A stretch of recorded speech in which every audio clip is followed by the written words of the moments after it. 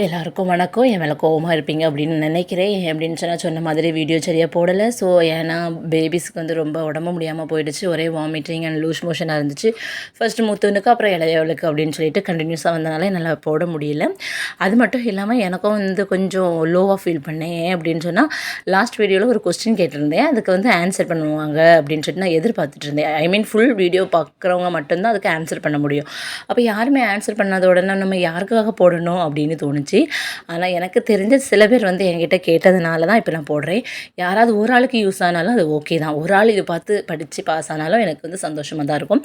So அந்த ஒரு காரணத்துக்காக தான் நான் இப்போ அகெயின் யூனிட் 2 அதாவது 7th டேர்ம் 1 யூனிட் 2 பார்க்க போகிறோம். ஓகேவா? ஸோ லெசனுக்குள்ளே நம்ம போகலாம். ஃபர்ஸ்ட் ஒன், ஒரு நாட்டின் வளம் அந்நாட்டின் மொத்த நிலப்பரப்பில் அமைந்துள்ள காடுகளின் அளவை பொறுத்து மதிப்பிடப்படும். சரியா? ஒரு நாட்டினுடைய வளம் வந்து அந்த நாட்டினுடைய மொத்த நிலப்பரப்பில் அமைந்திருக்கக்கூடிய காடுகளுடைய அளவு எவ்வளவோ அதை பொறுத்து தான் மதிப்பிடப்படும். அப்போ அந்த காட்டினுடைய வளம் தான் நாட்டினுடைய வளமும். காட்டின் வளம் தான் என்னது? நாட்டினுடைய வளமும். ஸோ இந்த லைன் பார்த்துக்கலாம். கார்த்திகை தீபம் என காடெல்லாம் பூத்திருக்கும், குரங்கு குடியிருக்கும், கொம்பில் கனி பறிக்கும், பச்சை மயில் நடிக்கும், பன்றி கிழங்கெடுக்கும், அதிமதுர தலையை யானைகள் தின்றபடி, சிங்கம், புலி, கரடி, சிறுத்தை விலங்கினங்கள் எங்கும் திரியுமடி கிளியே இயற்கை விடுதியிலே. ஸோ இதுக்கு சொந்தக்காரர் யார் அப்படின்னு சொன்னால் சுரதா. கார்த்திகை தீபம் என்ன காடெல்லாம் பூத்திருக்கும், குரங்கு குடியிருக்கும், கொம்பில் கனி பறிக்கும். இந்த வார்த்தைகளுடைய ஆசிரியர் யார்? சுரதா. சரி, பொருள் பார்க்கலாம். ஈன்று. ஈன்று அப்படின்னா தந்து. கழித்திட மகிழ்ந்திட. கழித்திட மகிழ்ந்திட.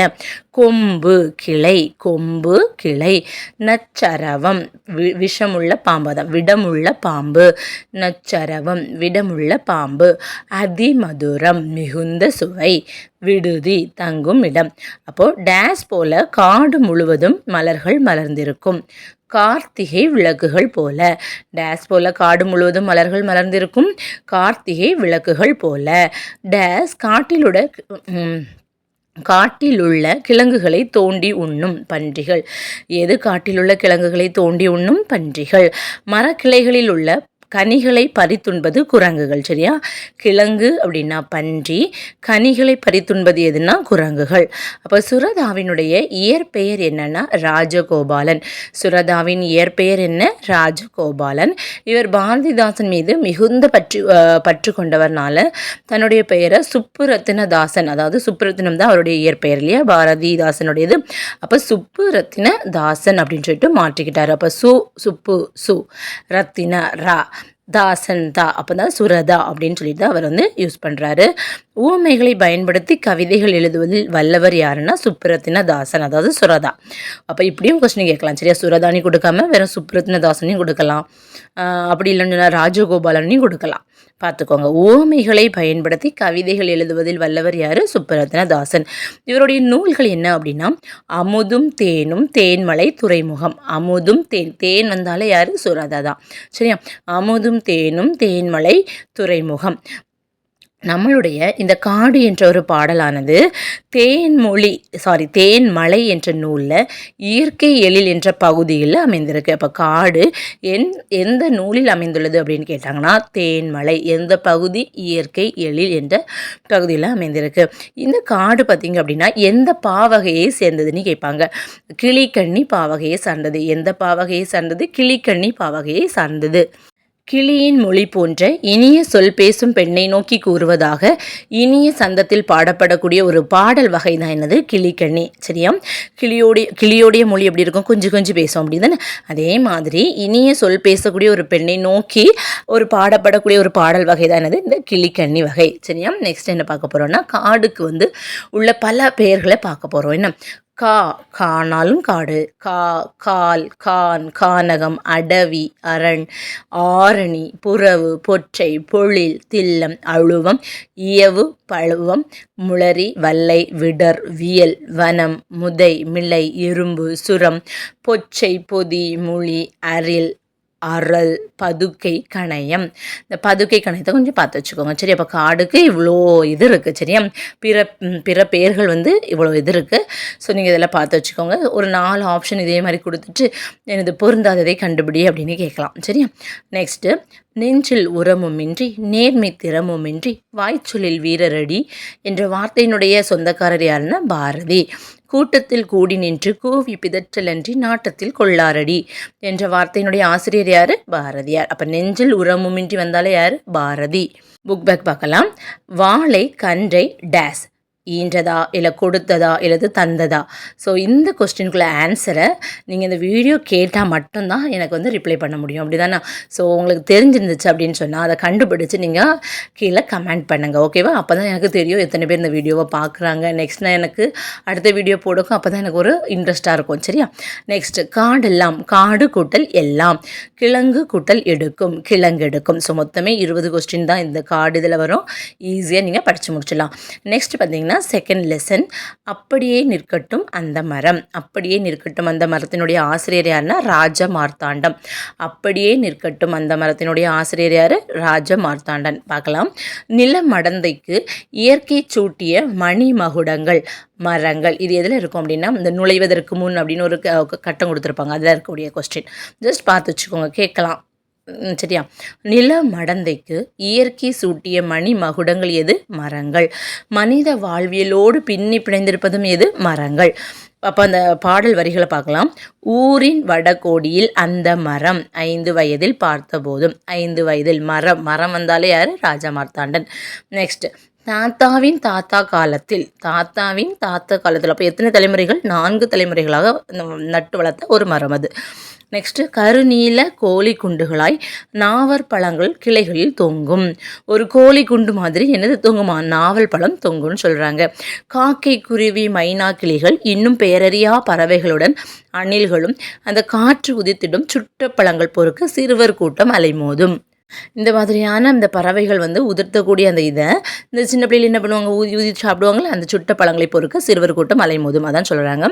கிளியான் தட்டின் சுவாரஸ்யம் புளிய மிலாருடன் அப்பா வரும் வரை.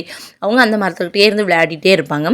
அப்பா வந்து என்ன பண்ணிட்டு இருப்பாங்க? புளிய மிலாறு, புளிய கம்பை வச்சு கொண்டு வருவாங்க. அது வரை எல்லாம் நல்லபடியாக நடந்துட்டு இருக்கும். ஆனால் இப்போ என்ன பண்ணுது? அந்த மரம் இல்லை. அதை தான் அவங்க சொல்கிறாங்க. குன்றுகளின் நடுவே மாமலை போல. ஒரு இந்த என்னது குன்று அப்படின்னு சொல்லும்போது என்னது? சின்ன பாறைகள் அப்படி தானே. அதுக்கு மேலே ஒரு பெரிய மலை போல் அது வந்து நின்றுட்டு இருந்துச்சு. ஆனால் இப்போது அப்படி இல்லை, விழுந்துட்டு பெரும் காற்றில் விழுந்துட்டு அப்படின்னு சொல்கிறாங்க. ஆனால் என்னுடைய சிறுவயது நினைவுகள் மனசில் அப்படியே இருக்குது. ஸோ வந்து அந்த மரம் அப்படியே நிற்கட்டும் அந்த மரம். நம்ம அங்கே போய் விழுந்த மரத்தை நான் பார்க்க வேண்டிய அவசியம் இல்லை, பார்க்க நான் விரும்பலை. என்னுடைய மனதில் இருக்கக்கூடிய அந்த பழமையான அந்த பசுமையான அந்த நினைவுகளோடு அந்த மரம் அப்படியே நிற்கட்டும் அப்படின்னு சொல்கிறாரு ஆசிரியர். யார்? ராஜ மார்த்தாண்டன். அப்போ அப்படியே நிற்கட்டும் அந்த மரத்தின் ஆசிரியர் யார்? ராஜ மார்த்தாண்டம். பொருள் பார்க்கலாம். பரவசம் மகிழ்ச்சி பெருக்கு. பரவசம் மகிழ்ச்சி பெருக்கு. துஷ்டி கேட்டல் துக்கம் விசாரித்தல்.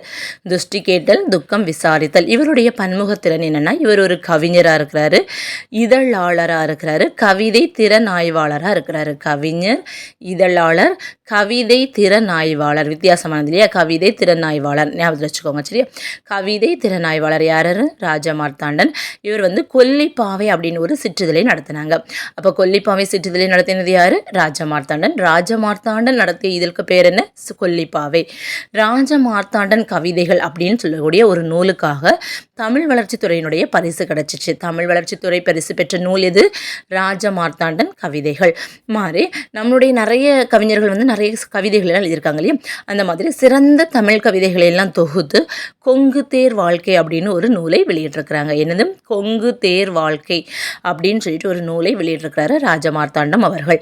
நெக்ஸ்ட் பார்த்தீங்கன்னா, கருவேலங்காய் பறித்து போடும் மேய்ப்பனை ஒரு நாளும் சிராய்ப்பதில்லை கருவமுட்கள். ஆசிரியர் யாருன்னா கலாப்ரியா. கருவேலங்காய் பறித்து போடும் மேய்ப்பனை ஒரு நாளும் சிராய்ப்பதில்லை கருவமுட்கள். கலாப்ரியா. குழந்தை வரைந்தது பறவைகளை மட்டுமே, வானம் தானாக உருவானது.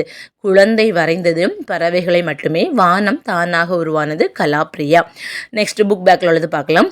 நாவல் பழத்திற்கு உண்மையாக எது கூறப்பட்டிருக்கு? ஏற்கனவே பார்த்தோம், கோழி குண்டு. சுட்ட பழங்கள் என்ன? மண் ஒட்டிய பழங்கள். நேற்றிரவு நேற்று கூட்டல் இரவு. பேரறியா பெயர் கூட்டல் அறியா. மனமில்லை மனம் கூட்டல் இல்லை. நாவல் மரம் எத்தனை தலைமுறைகளாக நின்றிருந்தது? 4 தலைமுறைகளாக நின்றிருந்தது. ஸோ ஒரு 16-17 கொஸ்டின்ஸ் இதில் இருக்குது.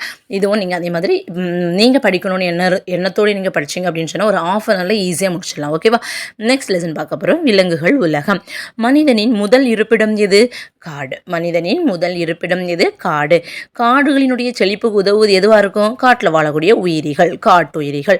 ஸோ தமிழ்நாட்டினுடைய 2வது மிகப்பெரிய காப்பகம் எது அப்படின்னு சொன்னால் முண்டந்துறை புலிகள் காப்பகம். அப்போ தமிழ்நாட்டினுடைய 2வது மிகப்பெரியது எது? முண்டந்துறை புலிகள் காப்பகம். இதனுடைய ஏரியா எவ்வளவுனா 895 கிலோமீட்டர் ஸ்கொயர் அல்லது 895 சதுர கிலோமீட்டர். உலகத்தில் 2 வகையான யானைகள் உண்டு. ஒன்று என்னென்னா ஆசிய யானை, இன்னொன்று ஆப்பிரிக்க யானை.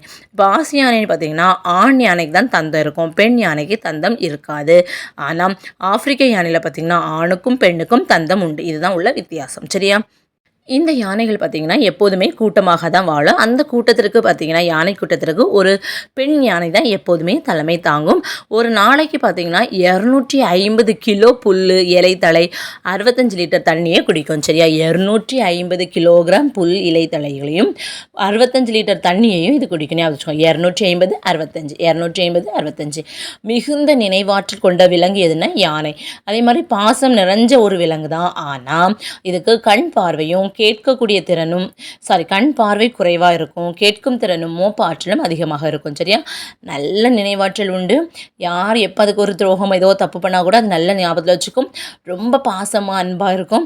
அதுக்கு கேட்கக்கூடிய ஆற்றலும் மோப்ப ஆற்றலும் ரொம்ப அதிகமாக உண்டு. ஆனால் கண் பார்வை குறைவு. எதுக்கு? யானைக்கு. தமிழ்நாட்டில் வனக்கல்லூரி அமைந்துள்ளது எங்கன்னா கோவையில் இருக்கக்கூடிய மேட்டுப்பாளையம். தமிழ்நாட்டின் வனக்கல்லூரி எங்கே அமைஞ்சிருக்கு? கோவையினுடைய மேட்டுப்பாளையத்தில் இருக்குது. அப்போ வனவியல் சம்மந்தப்பட்ட படிப்புகள் இருக்கான்னு பார்த்தீங்கன்னா இளநிலை வனவியல், முதுநிலை வனவியல், இந்த மாதிரியான படிப்புகள் எல்லாம் இருக்குது. எங்கே அப்படின்னா நம்ம கோயம்புத்தூரில் இருக்கக்கூடிய தமிழ்நாடு வேளாண்மை பல்கலைக்கழகத்தில் தான். அப்போ இளநிலை வனவியல், முதுநிலை வனவியல் படிப்புகள் எங்கே இருக்குது? கோவையில் உள்ள தமிழ்நாடு வேளாண்மை பல்கலைக்கழகத்தில். அதுக்கப்புறமா பழம், தேன் இதெல்லாம் உண்பதற்காக மரத்தில் ஏறக்கூடிய ஒரு அனைத்துண்ணி தான் எனது கரடி. கரடி எனது அனைத்துண்ணி. சரியா? அப்போ வெஜ்ஜு நான்வெஜ் எதுவும் பார்க்காது, எல்லாத்தையுமே சாப்பிடக்கூடியது கரடி. ஆனால் கரடி பார்த்திங்க அப்படின்னா அந்த கீழே உதிர்ந்து மலர் கிடக்கும் இல்லையா, பூ கிடக்கும் இல்லையா, அந்த உதிர்ந்த மலர்கள், காய்கள், கனிகள், புற்றி, ஈசலை தேடி அது சாப்பிடும். அதுக்கு மிகவும் பிடிச்ச உணவு எதுனா கரையான் தான். கரடிக்கு பிடித்த உணவு எது? கரையான். நன்கு வளர்ந்த கரடி பார்த்திங்கன்னா ஒரு 160 கிலோ வரை இருக்கும். எத்தனை கிலோ? 160 கிலோ வரை இருக்கக்கூடியது. இந்த நெக்ஸ்ட் பார்க்க போகிறோம், புலியை பற்றி பார்க்க போகிறோம். இந்த புலி பார்த்திங்கன்னா இரவில் மட்டும்தான் வேட்டையாடக்கூடியது. இரவில் மட்டும்தான் வேட்டையாடக்கூடியது. ஒரு முறை அதுக்கு வயிறு நிறைஞ்சிச்சு அப்படின்னா வேறு எதையும் இந்த வேட்டையாடாது. நம்ம என்ன பண்ணுவோம், இன்றைக்குள்ள சாப்பாடை மட்டும் பார்க்க மாட்டோம். அப்படி தானே? ஒரு வாரத்துக்கு, ஒரு மாதத்துக்கு சொல்லிட்டு நம்ம சேர்த்து வைப்போம். ஆனால் புலி என்ன பண்ணோம், இன்றைக்கி என்ன தேவையோ அதை சாப்பிட்டுட்டு அதுக்கப்புறம் அது வேட்டையாடாது. அப்படி ஒரு தனித்து வாழும் இயல்புடையதான் ஒரு புலி. ஒரு குறிப்பிட்ட இடத்த அது பண்ணி வச்சுக்கும். இந்த இடத்துக்குள்ளே வேறு யாரும் வராது. அதாவது ஒரு புலி மட்டும்தான் தனியாக தான் வாழும். ஒரு குறிப்பிட்ட, அதுதான் நெக்ஸ்ட் கொஸ்டினாக சொல்கிறாங்க, ஒரு குறிப்பிட்ட எல்லைக்குள் ஒரு புலி மட்டுமே வாழும். கருவுற்ற புலி பார்த்திங்கன்னா 90 நாட்கள், நமக்கு 10 மாதம்னு சொல்லுவோம், அதுக்கு 90 நாட்கள், 3 மாதம் அல்ல 2 அல்லது 3 குட்டிகளையோ அது ஈனும். சரியா? அந்த குட்டிகளை 2 ஆண்டு வரை தாங்கூடையே வச்சு வளர்த்து வரும். அதுக்கப்புறம் அது தனியாக விட்டுரும். அதே மாதிரி ஒரு குறிப்பிட்ட எல்லைகளுக்குள்ள ஒரு புலி மட்டும் தனியாக வாழும். சரியா?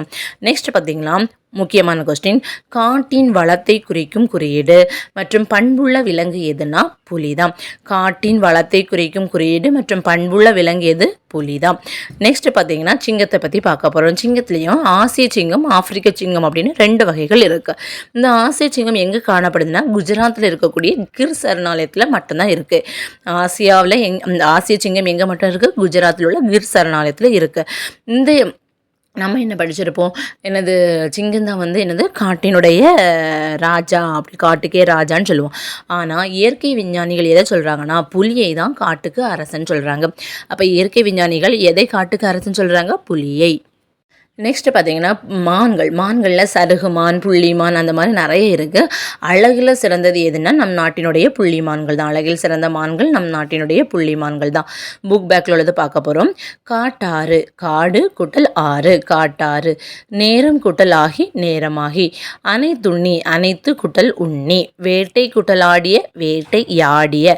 கரடிகளை தேனீக்களிடமிருந்து காப்பது எதுனா அதனுடைய அடர்ந்த முடி. கரடிகளை தேனீக்களிடமிருந்து காப்பது எது? அதனுடைய அடர்ந்த முடி. இதில் ஒரு 29-30 கொஸ்டின்ஸ் இருக்குது. ஸோ இதுவும் நீங்கள் ஈஸியாக படிச்சிடலாம். நெக்ஸ்ட் பார்த்தீங்க அப்படின்னா 4th லெசன் இந்திய வனமகன்.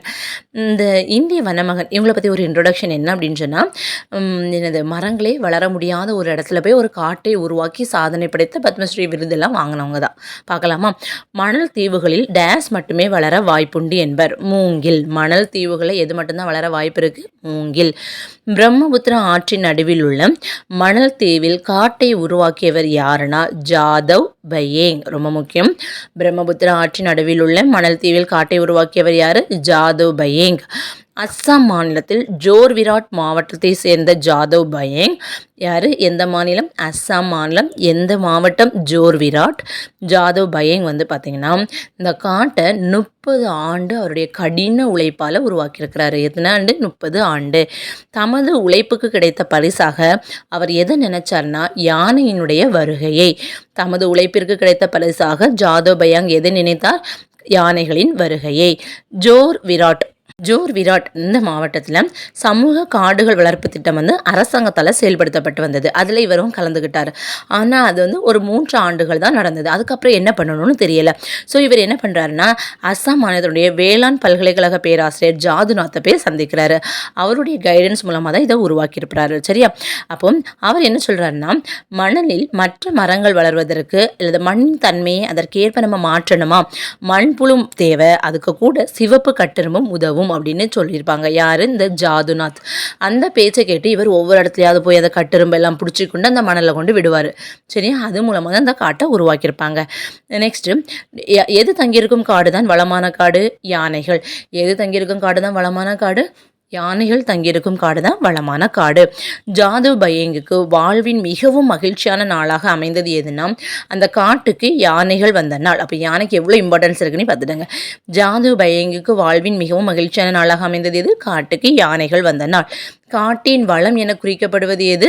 புலி. காட்டின் வளம் என குறிக்கப்படுவது எது?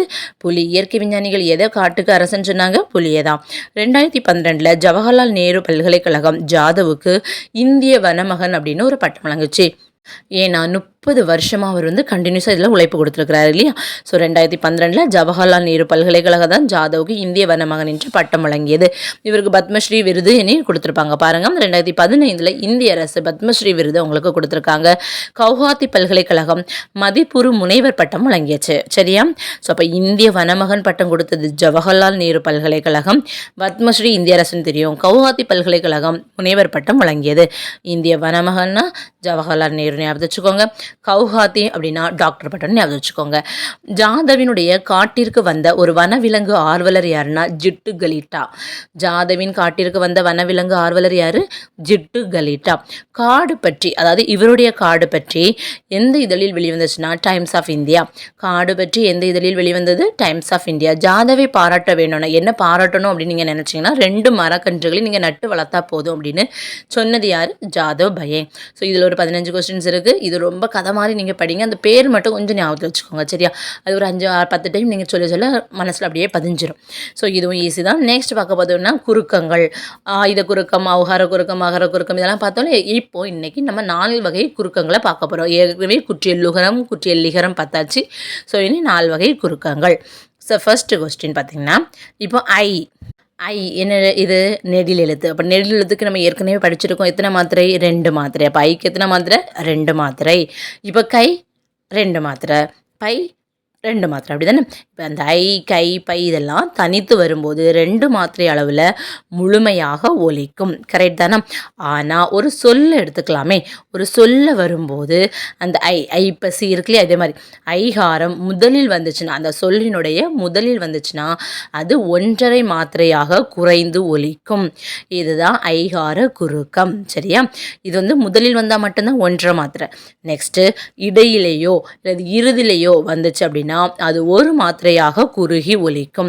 இப்படி குறுகி ஒலிக்கக்கூடியதான் என்னது? ஐகார குறுக்கம். அப்போ ஐ வந்து ஒரு தனித்த ஒரு சொல் வார்த்தையாக இருந்துச்சுன்னா அது 2 மாத்திரை. ஒரு சொல்லினுடைய முதல்ல வந்துச்சு அப்படின்னு சொன்னால் 1.5 மாத்திரை. இந்த இடையிலையும் இறுதியிலும் வந்துச்சுன்னா 1 மாத்திரையாக குறைந்து ஒலிக்கும்.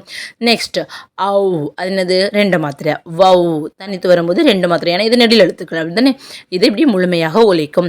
ஆனால் இந்த ஔகாரம் சொல்லினுடைய முதலில் வரும்போது எப்படி நம்ம ஐகாரத்துக்கு பார்த்தோமோ அதே மாதிரி ஒன்றை மாத்திரையாக இது குறுகி ஒலிக்கும். இந்த ஔகாரம் பார்த்தீங்க அப்படின்னா சொல்லினுடைய இடையிலும் இறுதியிலும் வராது. அப்போ ஒரு சொல்லினுடைய முதலில் மட்டுமே வரக்கூடிய குறுக்கம் எது? ஔகார குறுக்கம். சரிதானா? நெக்ஸ்ட் பார்க்கலாம். அம்மா பாடம் படித்தான் சொற்களில் இந்த மகர மெய் எழுத்து அரை மாத்திரை அளவில் முழுமையாக ஒலிக்கும். அம்மா இம் இருக்கு இல்லையா, இதுக்கு என்னது நம்ம ஏற்கனவே பார்த்தது அரை மாத்திரை. பாடம் படித்தான் இம் என்னது அரை மாத்திரை. ஆனால் இப்போ ஒரு மகர மெய் எழுத்து வந்திருக்கு, இம் வந்திருக்கு. அதுக்கு மீனிங் அதாவது மகரமே எழுத்துனா என்னது இம் வந்திருக்கு. அதுக்கு அடுத்தது ஒரு வகர எழுத்து அதாவது வா வந்துச்சு அப்படின்னு சொன்னால் அந்த மகரமை அரை மாத்திரையாக ஒலிக்காது, அரை மாத்திரையிலேருந்து கால் மாத்திரையாக குறைந்து ஒலிக்கும். மாத்திரைனா ஒன்று நீங்கள் சொல்லி பார்த்தாலே உங்களுக்கு வித்தியாசம் தெரியும். சரியா? அது ஃபுல் இம் அப்படின்னு வருவா, லைட்டாக வருவா அப்படின்னு நமக்கு தெரியாத வச்சு தான் இந்த மாத்திரைகளை நம்ம குறிப்போம். ஓகேவா? இப்போ வலம் வந்தான், அப்போ வலம் இம் கொஞ்சம் சைலண்ட்டாக வருது பார்த்தீங்களா? ஸோ அப்போ ஞாபகத்தை வச்சுக்கோங்க, இம்முக்கு அடுத்தது வா வந்துச்சு அப்படின்னா இந்த மகரம் என்னது மகர குறுக்குன்னு சொல்கிறோம். இது அரை மாத்திரையிலிருந்து கால் மாத்திரையாக தான் குறைந்து ஒலிக்கும். அப்போ இந்த வலம் வந்தான் இதில் இம்முடைய மாத்திரை என்னன்னு கேட்பாங்க. எவ்வளவு? கால் மாத்திரை. இதே இது அம்மா இதில் இம்முடைய மாத்திரை என்ன? அரை மாத்திரை. மறந்துடக்கூடாது. சரி, இதான் மகர குறுக்கம். அப்போ மகர மெய்யானது அது மட்டும் இல்லை, இன்னொன்று வரும். சரியா?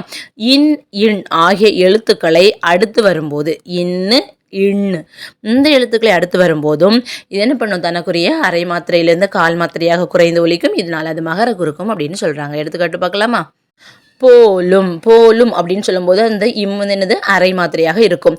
இப்போ போன்ம் இது என்ன எங்கே யூஸ் பண்ணுவாங்க அப்படின்னா செய்யுளில் ஓசையுடைய இனிமைக்காக, ஓசை சீர்மைக்காக யூஸ் பண்ணுவாங்க. அப்போ இன்னுக்கு அப்புறம் இம் வந்திருக்கு. அப்போ அது என்னது கால் மாத்திரை. அதே மாதிரி மருண் அப்போ எண்ணுக்கு அப்புறம் இம் வந்துச்சுன்னா அது என்னது கால் மாத்திரை. சரிதானா? நெக்ஸ்ட் எக் இதில் ஆயுதத்தினுடைய மாத்திரை அளவு என்னது? அரை மாத்திரை. எப்போவுமே நம்ம இதுதான் படிச்சிருக்கோம். ஃபர்ஸ்ட் என்னது வரும்? ஒரு உயிர் குறில் எழுத்து வரும், அதுக்கப்புறமா உயிர் மெய் எழுத்து வரும் அப்படின்னு நம்ம படிச்சிருக்கோம். சென்டரில் தான் அக்கு வரும், அதனுடைய மாத்திரை அளவு அரை மாத்திரை. ஆனால் இப்போ அது புணரும் போது, அதாவது சேர்த்து எழுதும்போது பாருங்க, முள் கூட்டல் தீது முக்டீது. அப்போ இங்கே வரும்போது இந்த இக்குக்கு கால் மாத்திரையாக தான் வரும். சரியா? தனியாக எக்கில் வரும்போது எல்லாம் என்னது நம்ம அது என்ன சொல்கிறோம்? அரை மாத்திரை. இப்போ இந்த முள் கூட்டல் தீது முக்டீது, அப்போ இது என்னது? கால் மாத்திரை. கல் கூட்டல் தீது கக்ரீது, அப்போ இதுக்கு என்னது? கால் மாத்திரை. சரிதானா? ஸோ அப்போ 4 வகையான குறுக்கங்கள் நம்ம பார்த்துருக்கோம். ஐகார குறுக்கம், ஔகார குறுக்கம், மகர குறுக்கம், ஆயுத குறுக்கம். நெக்ஸ்ட் புக் பேக்கில் உள்ளதை பார்க்கலாம். வேட்கையில் ஐகார குறுக்கம் பெறக்கூடிய மாத்திரை என்ன? வேட்கை எங்கே அமைஞ்சிருக்கு? கை ஐ லாஸ்ட்ல அமைஞ்சிருக்கு. அப்போ ஒரு மாத்திரை. மகர குறுக்கம் இடம்பெறாத சொல். ஆப்ஷன் ஏ போன், பி மருண், சி பழம் விழுந்தது, டி படம் கிடைத்தது. இந்த கொஸ்டினுக்கும் நீங்கள் ஆன்சர் எனக்கு நீங்கள் கமெண்டில் பண்ணுங்கள். அப்போ தான் நீங்கள் இந்த வீடியோ பார்க்குறீங்க அப்படின்னா புரிஞ்சுக்க முடியும். நெக்ஸ்ட்டு சொல்லின் முதலில் மட்டும் இடம்பெறுவது எது? ஔகார குறுக்கம் பார்த்தது தான். நெக்ஸ்ட் பால் 5 வகைப்படும். சரி, ஆண்பால், பெண்பால், பலர்பால், ஒன்றன்பால், பலவின்பால். ஆண்பால், பெண்பால், பலர்பால் எல்லாமே என்னது? உயர்திணைகளை குறிக்கக்கூடியது. ஒன்றன் பாலும் பலவின் பாலும் அக்ரிணையை தான் குறிக்கக்கூடியது. Next Tamil to English. தீவு ஐலாண்ட், ஊவமை பேரபிள், உவமை பேரபிள், காடு ஜங்கிள், இயற்கை வளம் நேச்சுரல் ரிசோர்ட்ஸ், வனவிலங்குகள் வைல்ட் அனிமல்ஸ், வனவியல் ஃபாரஸ்ட்ரி, பல்லுயிர் மண்டலம் பயோடைவர்சிட்டி, வன பாதுகாவலர் ஃபாரஸ்ட் கன்சர்வேட்டர். நெக்ஸ்ட் நம்ம என்ன பார்க்க போகிறோம் அப்படின்னு சொன்னால் திருக்குறள். நெக்ஸ்ட் என்னது? திருக்குறள். அணுவை துளைத்தியேல் கடலை புகட்டி குறுக தரித்த குறள் என்று சொன்னது யாருன்னா, பாராட்டினது யாருன்னா ஔவையார். அப்போ ஏல் கடலை புகட்டி அப்படின்னு சொல்லும்போது என்னது? ஔவையார். மனித சமுதாயத்தை ஆழ்ந்து நோக்கி அஃது எவ்வாறு வாழ வேண்டும் என்று நன்கு சிந்தித்து எழுதப்பட்ட நூல் தான் எது? திருக்குறள். அப்போ இதில் அஃது அப்படின்னு வந்திருக்கு. அப்படின்னா அஃதுல இக்குக்கு எவ்வளோ மாத்திரை? எஸ், அரை மாத்திரை. சரிதான், இப்போ புரிஞ்சுச்சு தானே உங்களுக்கு? நெக்ஸ்ட் நம்ம பார்க்க போகிறோம் அழுக்காராமை. ஒழுக்காரா கொள்க ஒருவன் தன் நெஞ்சத்து அழுக்காறு இல்லாத இயல்பு. அதாவது என்ன பண்ணணும்னா, ஒருவர் தன்னுடைய நெஞ்சத்தில் கூட நம்ம பொறாமை, அதாவது மற்றவங்களை பற்றி நம்ம பொறாமையாட்டு நினைக்கக்கூடாது. அப்படிப்பட்ட ஒரு ஒழுக்கத்தை கொண்டு நம்ம வாழ்க்கை வாழணும்னு சொல்கிறாரு. ஒழுக்காரா கொள்க ஒருவன் தன் நெஞ்சத்து அழுக்காறு இல்லாத இயல்பு. நெக்ஸ்ட் அவ்விய நெஞ்சத்தான் ஆக்கமும் செவ்வியான் கேடும் நினைக்கப்படும். அவ்விய நெஞ்சத்தான் ஆக்கமும் செவ்வியான் கேடும் நினைக்கப்படும். அவ்விய நெஞ்சத்தான் அப்படின்னா பொறாமை கொண்டவன், ஆக்கம் செல்வம். அப்போ பொறாமை கொண்டவருடைய செல்வமும், செவ்வியான் பொறாமை இல்லாதவனுடைய கேடும் வறுமையும் சான்றோரால் ஆராயப்படும். இந்த கொஸ்டின் ஆல்ரெடி டிஎன்பிசியில் கேட்டது. எது யாருடைய செல்வம் ஆராயப்படும்? பொறாமை கொண்டவருடைய செல்வமும் பொறாமை இல்லாதவருடைய வறுமையும் சான்றோரால் ஆராயப்படும். நெக்ஸ்ட், புறங்கூறாமை என்ற அதிகாரத்திலிருந்து கண் நின்று கண்ணறச் சொல்லினும் சொல்லற்க முன் நின்று பின்னோக்கா சொல். அதாவது ஒருவருக்கு நீங்கள் முன்னாடி நின்று கண்ணை பார்த்து நீங்கள் இது தப்பு பண்ணியிருக்கிறீங்க அப்படின்னு சொல்லிட்டு அல்லது கடுமையான இதோ சொற்களை பேசினா கூட பேசலாம். ஆனால் அந்த ஆள் அந்த இடத்துல இல்லையா, அவங்கள பற்றி நம்ம பின்னாடி பேசக்கூடாது, புறங்கூறக்கூடாது தான் சொல்கிறாங்க. நெக்ஸ்ட், ஏதிலார் குற்றம் போல் தம் குற்றம் காண்கிற்பின் தீதுண்டோ மன்னும் உயிருக்கு. அதாவது பிறர் பண்ண குற்றத்தை தன்னுடைய குற்றத்தை காண்பது போல நம்ம நினைச்சோம் அப்படின்னு சொன்னால் நம்மளுடைய வாழ்க்கையில் என்னது துன்பம் கிடையாது. பிறருடைய குற்றத்தை நம்ம எவ்வளவு இப்படி பண்ணிட்டாலே அப்படின்னு நம்ம சொல்லும்போது அதே குற்றத்தை நம்ம பண்ணிருக்கோம்னு நினச்சிக்கோங்க. அப்போ நம்ம என்ன பண்ணுவோம், ஐயோ நம்ம இப்படி பண்ணிட்டோமேனு அதுக்கு வருந்தி திரும்ப அந்த குற்றத்தை நம்ம செய்யக்கூடாது. அப்படி தானே? அப்படி நம்ம இருந்தோம் அப்படின்னா நம்முடைய வாழ்க்கையில் துன்பம் இல்லை. நெக்ஸ்ட் பார்த்தீங்க அப்படின்னா அருளுடைமை. அருட்செல்வம் செல்வத்துள் செல்வம் பொருட்செல்வம் பூரியார் கண்ணும் உள்ள. அதாவது அருள், முகத்தில் அருள் பாரு, என்ன ஒரு அருள், என்ன ஒரு அமைதி அப்படின்னு நம்ம சொல்லுவோம் இல்லையா சிலரை பார்த்த உடனே. அப்போ அந்த அருளாகிய செல்வம் தான் செல்வங்களுள் சிறந்த செல்வம். பொருள் செல்வம் இழிந்தவரிடத்தும் தான் உள்ளது. கீழானவங்ககிட்டேயும் அது பொருள் இருக்குது, கொஞ்சம் செல்வங்கள் இருக்க தான் செய்யுது.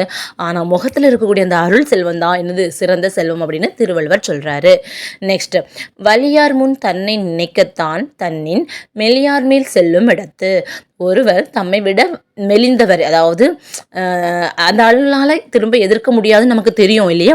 அப்படி தம்மை விட மெலிந்தவரை துன்புறுத்தும் போது நம்மளை விட ஒரு வலிமையான ஆளுக்கு முன்னாடி நம்ம எப்படி பயந்து நிற்போம், அந்த நிலையை நம்ம எண்ணி பார்க்கணும். அப்படி நம்ம எண்ணி பார்த்தோம் அப்படின்னா நம்மளை விட வலிமை குறைந்த ஆட்கக்கிட்ட அவங்கள நம்ம துன்புறுத்த நமக்கு அந்த எண்ணம் கூட நமக்கு வராது. அதான் அவர் சொல்கிறாரு, நம்மை விட ஒரு மெலிந்தவரை துன்புறுத்தும் போது தம்மை விட வலிமையுடையவரின் முன் நாம் அஞ்சு நிற்கக்கூடிய நிலையை நம்ம எண்ணி பார்த்தோம்னா நம்ம துன்பம் செய்ய மாட்டோம். வலியார் முன் தன்னை நினைக்கத்தான் தன்னின் மெலியார் மேல் செல்லும் இடத்து. நெக்ஸ்ட், வாய்மை. வாய்மை எனப்படுவது யாதெனின் யாதொன்றும் தீமை இல்லாத சொல்லல். வாய்மை எனப்படுவதுன்னா என்னது? மற்றவர்களுக்கு ஒரு தீங்கும் தராத சொற்களை பேசக்கூடியதான் என்னது? வாய்மை. அடுத்தது, தன் நெஞ்சு அறிவது பொய்யற்கு பொய்த்த பின் தன் நெஞ்சை தன்னை சுடும். ஒருவர் நம்மளுடைய அதாவது நம்ம தெரியாமல் போய் சொல்லியிருக்கலாம், அப்படி தானே, அல்லது மறந்துருக்கலாம். ஆனால் நம்மளுடைய மனசறிய போய் சொல்லக்கூடாது. அப்படி கூறினா நம்மளுடைய நெஞ்சமே நம்மளே என்னது சுட்டுக்கிட்டே இருக்கும். ஐயோ நம்ம அதை தப்பு பண்ணிட்டோமே, தெரிஞ்சிருமோ அப்படின்னு நமக்கு ஒரு பயம் வரும், நமக்கே ஒரு கஷ்டமாக இருந்துடும். அதான் சொல்கிறாங்க. அப்போ நம்மளுடைய நெஞ்சறியை நம்ம போய் சொல்லக்கூடாது. நெக்ஸ்ட், உள்ளத்தால் பொய்யாது உலகின் உலகத்தார் உள்ளத்துள் எல்லாம் உளன். உள்ளத்தால் பொய்யாது ஒழுகின் உலகத்தார் உள்ளத்துள் எல்லாம் உளன். அதாவது உங்கள் உள்ளத்தில் கூட பொய் இல்லாமல் நீங்கள் வாழ்ந்தீங்க அப்படின்னா நீங்கள் இந்த உலகத்து மக்களுடைய உள்ளங்கள் எல்லாம் வாழ்வீங்க. இவன் நேர்மையானவன்பா, ஒரு பொய் சொல்ல மாட்டான் அப்படின்னு நம்ம சொல்லுவாங்க. சரியா? நெக்ஸ்ட், இறை மாட்சி. நெக்ஸ்ட் என்னது? இறை மாட்சி. இயற்றலும் ஈட்டலும் காத்தலும் காத்த வகுத்தலும் வல்லதரசு. இயற்றலும் ஈட்டலும் காத்தலும் காத்த வகுத்தலும் வல்லதரசு. இதனுடைய ஆர்டரை பார்த்து வச்சுக்கணும். சரியா? ஃபர்ஸ்ட் என்னது? இயற்றல், பொருள் வரக்கூடிய வழிகளை அறிதல். நெக்ஸ்ட் ஈட்டல், அந்த வழிகளில் பொருட்களை நம்ம இந்த சேர்க்கணும். காத்தல், அதாவது சேர்த்த பொருளை நம்ம பாதுகாக்கணும். காத்த வகுத்தலும், அந்த காத்த பொருளை பயனுள்ள வகையில் திட்டமிட்டு செலவிடணும். ஃபர்ஸ்ட் என்னது? பொருள் வரக்கூடிய வழிகளை அறிஞ்சிருக்கணும், அந்த வழிகளில் பொருட்களை சேர்க்கணும், சேர்த்த பொருளை பாதுகாக்கணும், அந்த பாதுகாத்த பொருளை பயனுள்ள வகையில் என்னது செலவிடணும். இதுதான் சிறந்த அரசினுடைய செயல்களாக இருக்கும்னு அந்த காலத்திலேயே இப்போ ஒரு கவர்மெண்ட், ஒரு அரசு எப்படி நடக்கணும்னு சொல்லிட்டு திருவள்ளுவர் சொல்லி வச்சிருக்கிறாங்க. சரிதானா?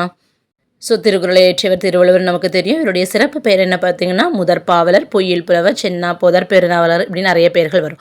ஸோ சிறப்பு பெயர்கள் இதில் ஒரு 3 கொடுத்துருக்காங்க. ஏற்கனவே நம்ம ஒரு 3 பார்த்துருக்கோம் இல்லையா? முதற்பாவலர், பொய்யில் புலவர், சென்னா போதர். தமிழ் நூல்களில் திரு என்னும் அடைமொழியோடு வருகின்ற முதல் நூல் எது? திருக்குறள் தான். தமிழ் நூல்களில் திரு என்னும் அடைமொழியோடு வருகின்ற முதல் நூல் எது? திருக்குறள். பார்த்திங்கன்னா இதில் 3 பிரிவுகளாக இருக்குது. ஒவ்வொரு அதிகாரத்துக்கும் 10 குறள்கள், 1330 குறள்கள், 133 அதிகாரங்கள். அப்படி தானே? இந்த 133 அதிகாரங்களில் அறத்துப்பால் பார்த்திங்கன்னா 38 அதிகாரங்கள், பொருள் பால் 70 அதிகாரங்கள், இன்பத்து பால் 25 அதிகாரங்கள். சரியா? இன்பம் 25 ஈஸியாக இருக்குல்ல, 25. பொருள் பால் என்னது 70. அப்போ எதில் அதிகமான அதிகாரங்கள் இருக்குது? பொருள் பாலில் 70. அறம் 38. இது படித்து வச்சுக்கோங்க. சரியா? இந்த பொறுத்துக்கு அந்த மாதிரி கேட்பாங்க. நெக்ஸ்ட்டு திருக்குறளினுடைய சிறப்பு பெயர் முப்பால், தெய்வ நூல். ஏன்னா முப்பால்னா என்னது? அறத்துப்பால், பொருட்பால், இன்பத்துப்பால் இன்னும் மூன்று பால்களை கொண்டு காணப்படுகிறது. நெக்ஸ்ட்டு தெய்வ நூல், பொய்யாமொழி அப்படின்னு சொல்லிட்டு பல பெயர்கள் இருக்குது. நெக்ஸ்ட்டு புக் பேக்கில் உள்ளது பார்க்கலாம். வாய்மை எனப்படுவது. வாய்மை எனப்படுவது என்னது? தீங்கு தராத சொற்களை பேசுதல். டேஸ் சான்றோரால் ஆராயப்படும். பொறாமை உள்ளவனின் செல்வம். ஏற்கனவே படித்ததா இல்லையா? பொருள் செல்வம் பிரித்தெழுதுக. பொருள் கூட்டல் செல்வம். தன் கூட்டல் நெஞ்சு, தன் நெஞ்சு. யாதெனின், யாது கூட்டல் எனின். தீது கூட்டல் உண்டோ, தீதுண்டோ. சிறந்த அரசினுடைய பணிகள் என்னது? பொருள் வரக்கூடிய வழிகளை அறியணும், பொருளை சேர்க்கணும், சேர்த்த பொருளை பாதுகாக்கணும், பாதுகாத்த பொருளை பிரித்து செலவு செய்யணும். நெக்ஸ்ட், காந்தி ஹரிச்சந்திரன் நாடகம் பார்த்து தான் பொய் பேசாமையை கடைபிடித்தார். சரியா? எந்த நாடகம்? ஹரிச்சந்திரன் நாடகம். நெக்ஸ்ட், டேஸ் சான்றோரால் ஆராயப்படும். பொறாமை இல்லாதவனுடைய வறுமையும் ஆராயப்படும், பொறாமை உள்ளவனின் செல்வமும் சான்றோரால் ஆராயப்படும். இதில் ஒரு 22-25 கொஸ்டின் இருக்குது. சரியா? ஸோ இது நீங்கள் நல்லா படிங்க. நெக்ஸ்ட் நம்ம என்னது 3rd யூனிட் நம்ம பார்க்கலாம். ஓகேவா? ஸோ ஈஸியாக தான் இருக்கும் அப்படின்னு நம்புகிறேன். வித்தின் ஒரு 1 hour இல்லை 2 hours இதை நம்ம படித்து முடிச்சிடலாம். சரியா? ஸோ நல்லபடியாக படிங்க. All the best.